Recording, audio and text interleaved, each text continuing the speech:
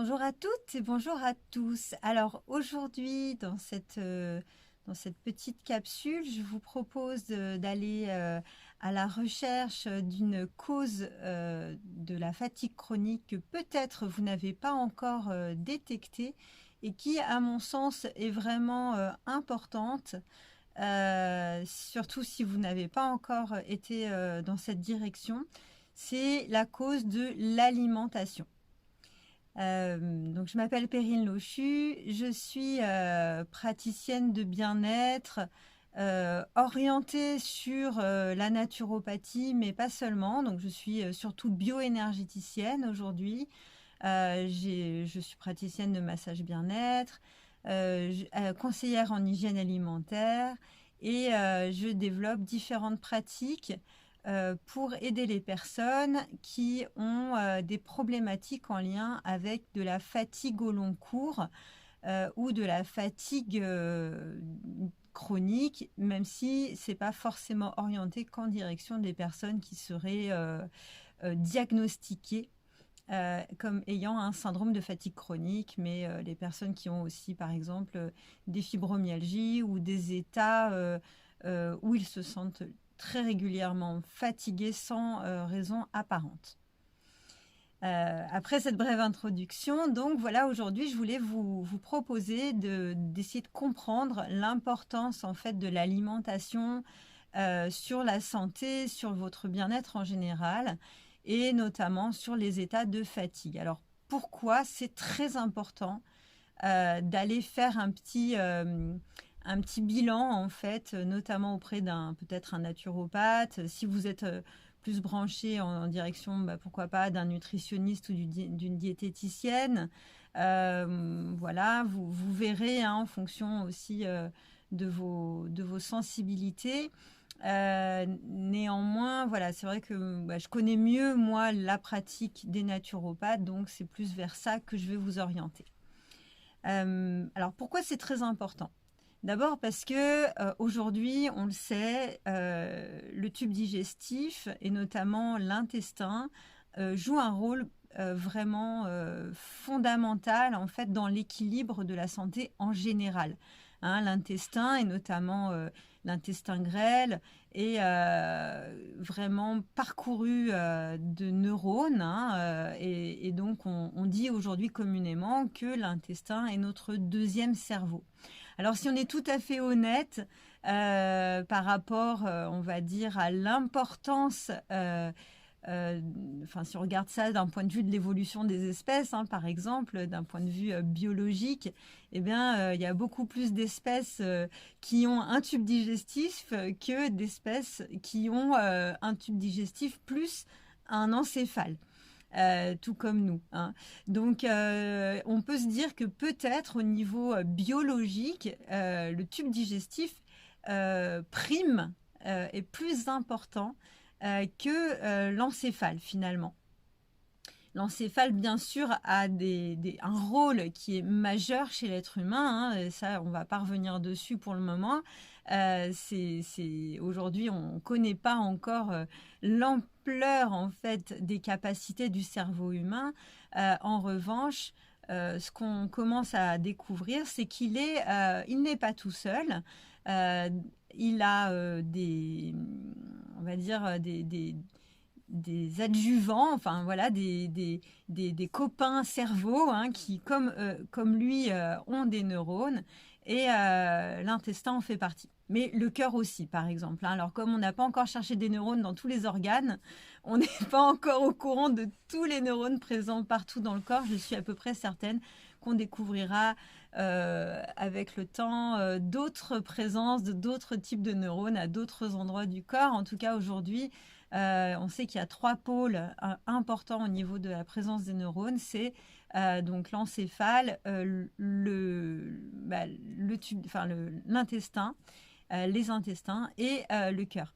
Donc, et même si on est tout à fait, si on pousse le truc encore plus loin, mais ça c'est hors sujet, mais si on pousse le truc encore plus loin, eh bien le cœur pourrait peut-être être le premier cerveau puisque c'est le premier organe qui se forme au niveau embryonnaire. Voilà, c'est le tout premier organe hein, qui commence à apparaître au niveau embryonnaire avant toute autre sorte d'organe. Donc voilà, le cœur très important, l'intestin est très important et l'encéphale aussi bien sûr à sa façon. Mais disons que l'intérêt d'aller voir en fait l'impact de l'alimentation est donc mis en lumière par la présence de neurones en fait dans l'intestin. Ça, c'était la première chose que j'avais envie de vous dire. En ce qui concerne la deuxième chose, elle n'est pas anodine, hein, c'est que nous sommes aussi à l'intérieur de notre tube digestif, nous sommes parcourus d'une quantité phénoménale de bactéries, mais aussi on peut y trouver des levures. Hein. Regardez ma vidéo sur la candidose. Hein. Des levures qui peuvent se trouver là d'ailleurs de façon tout à fait naturelle et amicale. En fait, cette flore intestinale, comme on l'appelait à une époque, aujourd'hui maintenant nous l'appelons microbiote ou bien microbiome, c'est en fait, il fonctionne un petit peu comme un écosystème. Et cet écosystème a besoin d'être équilibré. Hein. Donc, on va y trouver essentiellement des bactéries hein, qui donc appartiennent plutôt au monde animal, mais aussi des levures. Et puis, il va se coller hein, par-dessus tout ça aussi des présences souvent de virus ou de toutes sortes en fait de petits êtres microscopiques qui auront parfois un rôle bénéfique et d'autres fois, eh bien, plutôt des présences qui seront plutôt pathogènes ou gênantes en fait pour l'équilibre de notre organisme. Comme tous les écosystèmes, c'est très important pour qu'ils fonctionnent en harmonie qu'il y ait une grande quantité de diversité. La diversité est très très importante à l'intérieur du microbiote intestinal. Donc voilà, ça c'était vraiment un préambule. Et donc, vous dire que la piste alimentaire est fondamentale à aller observer pour savoir si vous faites correctement les choses pour aider votre microbiote en fait à être en harmonie, à être en équilibre et à produire un état de santé optimal. Pourquoi est-ce que je vous dis ça? Bien, parce que dans l'intestin, il n'y a pas que ces petites bactéries hein, qui sont que la plupart qui sont des amies hein, si elles sont dans un écosystème qui va bien. Hein. Alors pour vous donner une image, hein, on peut avoir des écosystèmes qui vont super bien et bon, pour vous donner une espèce d'analogie, on va pouvoir observer ça un petit peu comme dans un jardin potager par exemple, et donc un microbiote qui va bien, eh bien ça va être un magnifique jardin potager qui va donner en abondance des fruits et des légumes parce qu'ils seront aidés avec tout un système de permaculture par exemple, avec des adjuvants du jardin, comme des insectes. Il y aura la présence de petits animaux qui vont venir ensemencer la terre. Enfin bon voilà, je vous donne des images, hein, c'est pour vous dire que là on a une espèce de quelque chose qui peut rentrer dans un état de vie qui va devenir ensuite foisonnant et qui va créer de la santé. Et puis parfois il y a des microbiotes qui vont être impactés par un excès de quelque chose. Hein, et donc par exemple dans un jardin potager, un excès, on le voit très bien, un excès de chaleur, hein, un excès de soleil va créer la sécheresse. Et donc il va y avoir une difficulté pour les légumes et les plantes de se développer, ou un excès d'eau. Hein, un excès d'eau, ça va faire exactement le même problème. Il va commencer à y avoir des déséquilibres. Et puis si on cultive qu'une seule sorte de légumes, eh bien à nouveau on va se retrouver avec des problèmes. Voilà, ce qu'on sait aujourd'hui, c'est que dans la nature, les systèmes les plus résilients, les plus capables d'assumer en fait des moments de sécheresse, des grandes pluies ou toute autre situation en fait stressante, ça va être des milieux qui seront très variés. Donc je reviendrai sur la variété peut-être dans une autre capsules pour vous aider à mieux comprendre comment apporter de la variété à l'intérieur de votre microbiote pour pouvoir l'ensemencer au maximum de plein de bactéries différentes qui vont être de bonnes aides. Aujourd'hui, là, je voulais vraiment mettre l'accent aussi sur une grande problématique qu'on peut rencontrer quand on est fatigué. C'est que parfois, on a tendance en fait à pas se rendre compte qu'on met dans notre bouche, dans notre alimentation, dans notre tube digestif, on va mettre des choses qui vont être inflammantes pour notre organisme. On peut avoir de très mauvaises habitudes sans le savoir, en croyant bien faire, en créant des réactions inflammatoires au niveau du tube digestif. Alors la première chose sur laquelle je voudrais vraiment mettre l'accent, et c'est très très simple, c'est vraiment des petits tips, d'accord, c'est des petits trucs et des petites astuces. La première chose, c'est que par exemple quand vous démarrez un repas, si vous démarrez tout de suite avec un aliment cuit ou surcuit, ou un aliment transformé, super transformé, ou avec de la viande, ou peu importe, du pain et du beurre, ou un peu de charcuterie, ou je ne sais pas quels sont les... Ouais, voilà, vous commencez par le chaud parce que vous vous dites comme ça refroidira pas.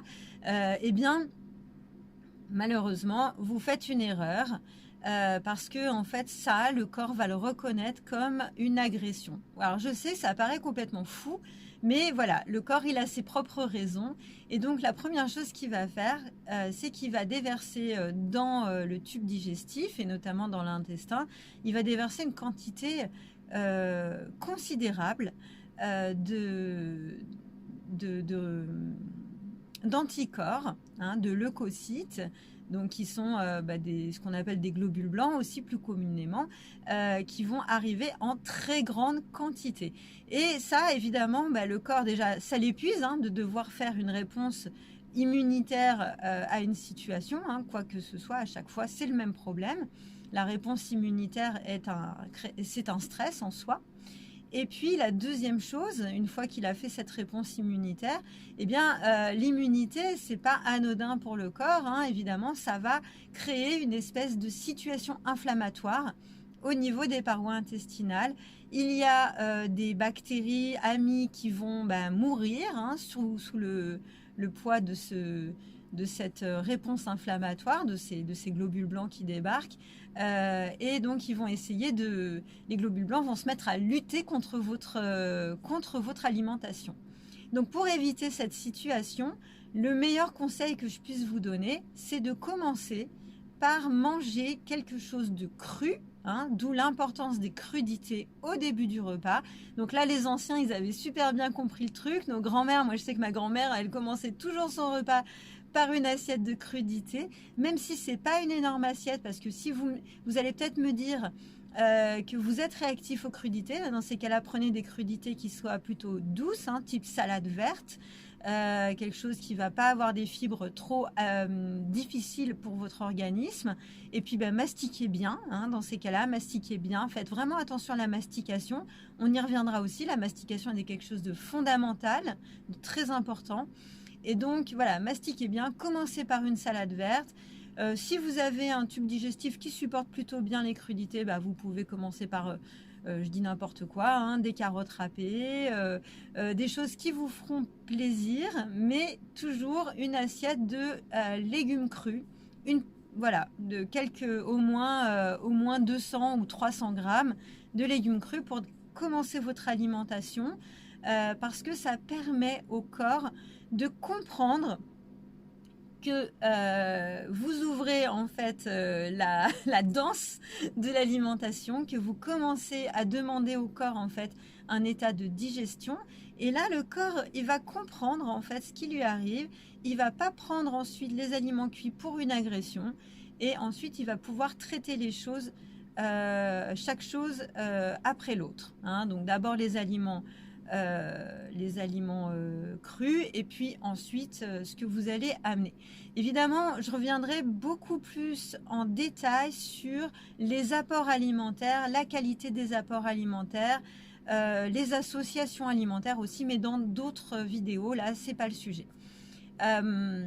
Ensuite, le deuxième truc que je pourrais vous conseiller, c'est que si vous voulez vous faire du bien, quelques personnes ont tendance à se dire tiens chouette, je vais me faire du bien, je voudrais m'apporter plus de vitamines et du coup ils commencent par se faire un jus de fruits le matin. Alors ils font, soit ils pressent des jus, des oranges, par exemple, là c'est la saison, ou alors ils ont une super centrifugeuse ou un extracteur de jus, et ils se font un jus de fruits avec des pommes ou que sais-je, enfin quoi qu'il en soit, ils font un jus, ou alors ils achètent un jus tout fait au supermarché et puis ils boivent du jus de fruits. Alors je suis désolée de vous le dire, mais ça c'est vraiment une erreur. Avec ça, vous ne vous faites pas du bien, vous allez encore causer d'autres dommages dans votre organisme. C'est vraiment une erreur fondamentale. Donc, pourquoi ? Parce que tout simplement, effectivement, là, vous allez ingérer des vitamines, ok, mais pas seulement, parce qu'en fait, vous allez ingérer beaucoup de sucre. Donc, bien sûr, le sucre existe aussi dans les fruits, il est déjà là. Mais la grosse différence, c'est que quand vous allez vous faire un jus, vous allez enlever les fibres du fruit et vous allez donc séparer les fruits du jus. Et donc, vous allez mettre d'un côté le jus et de l'autre côté les fibres et vous allez jeter les fibres. Eh bien, figurez-vous que les fibres, on en a besoin. C'est quelque chose qui apporte énormément, notamment d'intérêt au niveau du microbiote intestinal. Les fibres vont être précurseurs de la construction des fibres, des bonnes bactéries qui ensemencent l'intestin. Elles sont là vraiment pour aider justement à faire pousser les fibres, j'y arrive pas, à faire pousser les bonnes bactéries amies.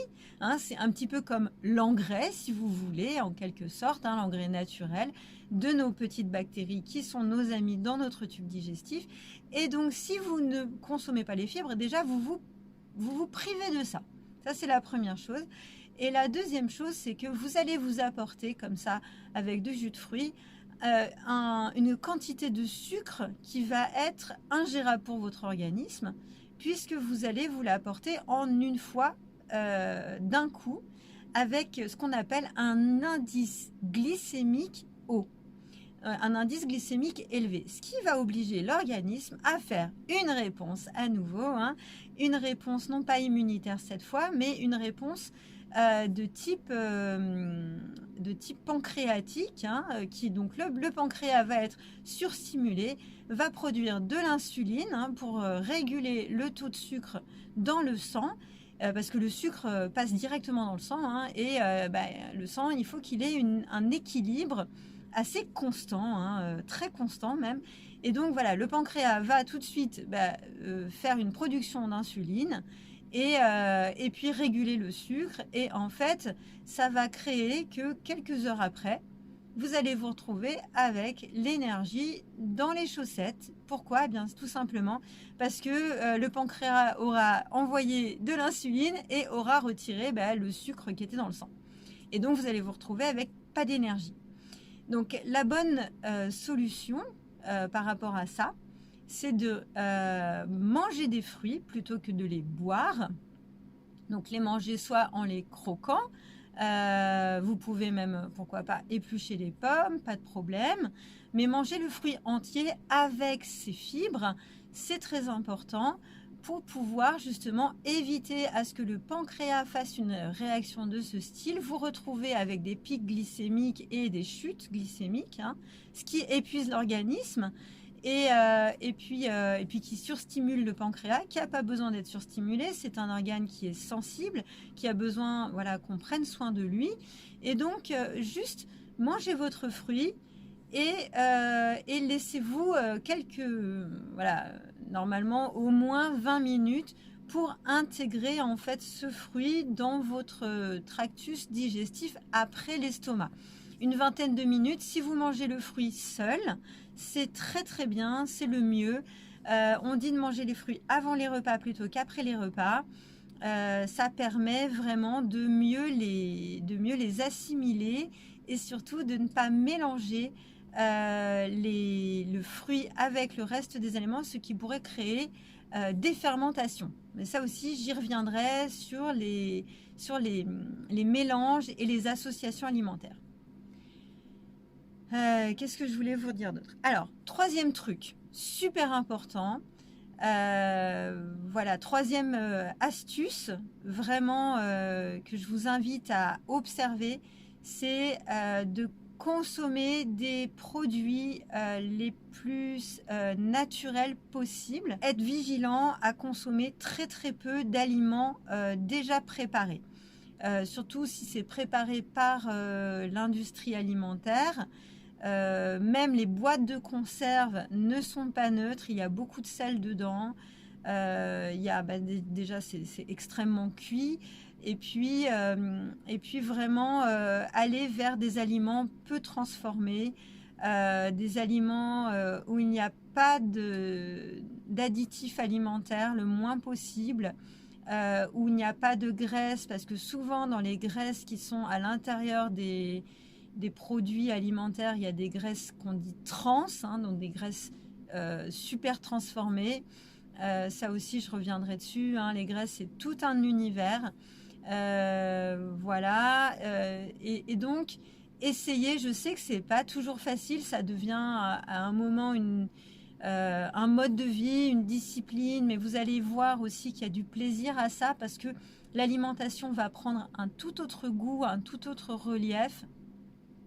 C'est très important d'essayer de vous préparer à vous des bons aliments à partir de produits bruts. Voilà, ça c'est le mieux qu'on puisse faire. Et donc essayer de vraiment ne pas tomber dans la facilité. Je sais que c'est pas un jugement que j'ai, je sais que c'est pas facile, et d'aller vers des pratiques alimentaires où vous allez vous faire vos propres transformations et vous-même vos propres cuisines, quoi. Voilà, c'est vraiment important. Parce que ça permet vraiment d'être sûr de ce que vous mettez dans votre alimentation, de vraiment avoir des produits de qualité le plus possible. Évidemment, le mieux est d'aller vers des produits, alors je dirais pas forcément bio au sens du label AB, mais des produits le plus naturels possible, hein, parce que le label AB, j'y reviendrai si vous voulez, si vous vous questionnez sur ce truc-là. Mais le label AB, c'est bien mais pas top, on va dire. Il y a d'autres labels qui sont sûrement mieux. Et aujourd'hui, en tout cas, voilà, essayez d'aller vers des produits assez naturels, le plus naturel possible, cultivés avec le moins de pesticides possible.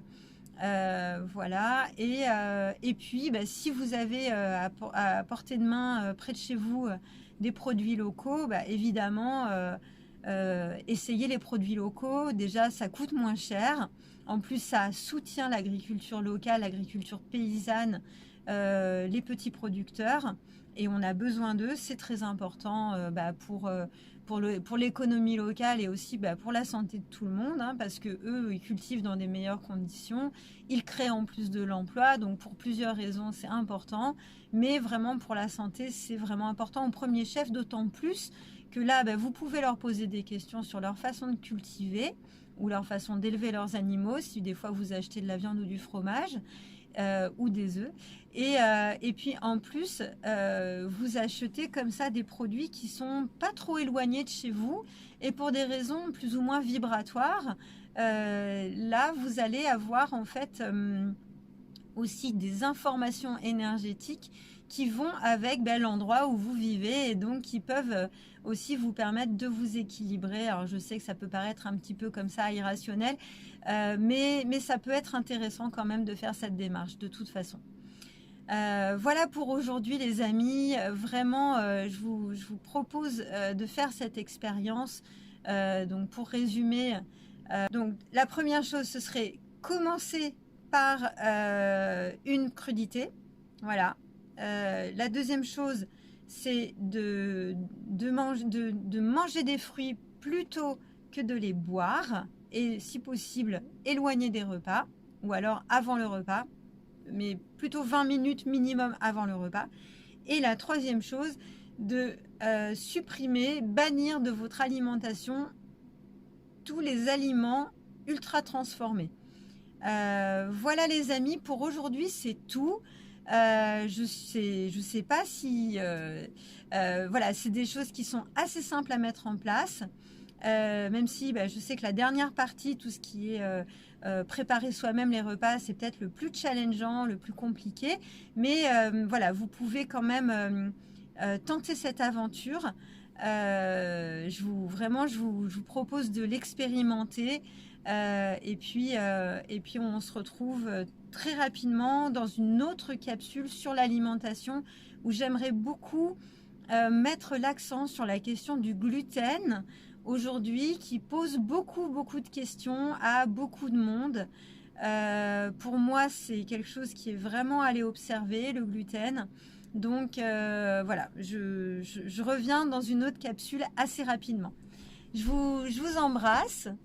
Je vous dis prenez soin de vous et puis je continue à vous partager comme ça des choses pour vous aider à aller toujours mieux chaque jour. Je vous embrasse très fort. Prenez soin de vous les amis. Ciao.